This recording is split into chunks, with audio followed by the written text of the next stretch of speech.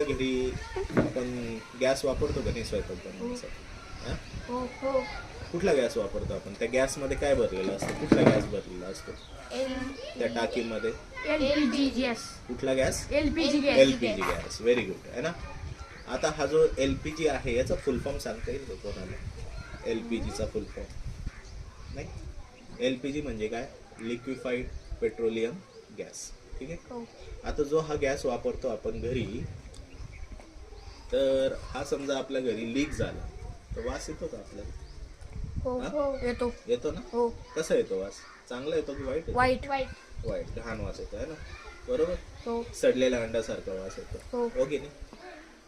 पण खरं पाहिलं तर हा जो एलपीजी गॅस आहे, हा एलपीजी गॅसला कुठल्याही प्रकारचा वास नसतो ओरिजिनली आहे ना. हो मग आपल्याला तर काय वास येतो ना त्याचा. हो मग तो कशामुळे येत असेल?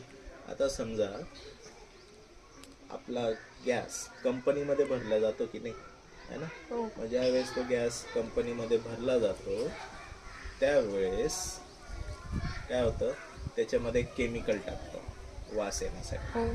तर त्या केमिकलचं नाव आहे इथाईल मरकॅप्टन. काय नाव आहे? इथाईल मरकॅप्टन. मरकॅप्टन. आता हे जे केमिकल आहे इथाईल मरकॅप्टन कशापासून बनलेलं असतं?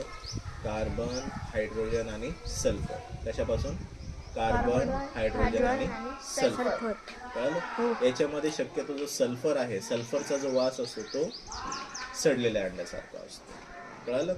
आणि म्हणून इथाईल मरकॅप्टन ज्यावेळेस आपल्या सिलेंडरमध्ये गॅसमध्ये मिक्स करतात आणि जर गॅस आपल्या घरी लीक झालेला असेल तर आपल्याला त्याचा वास येतो.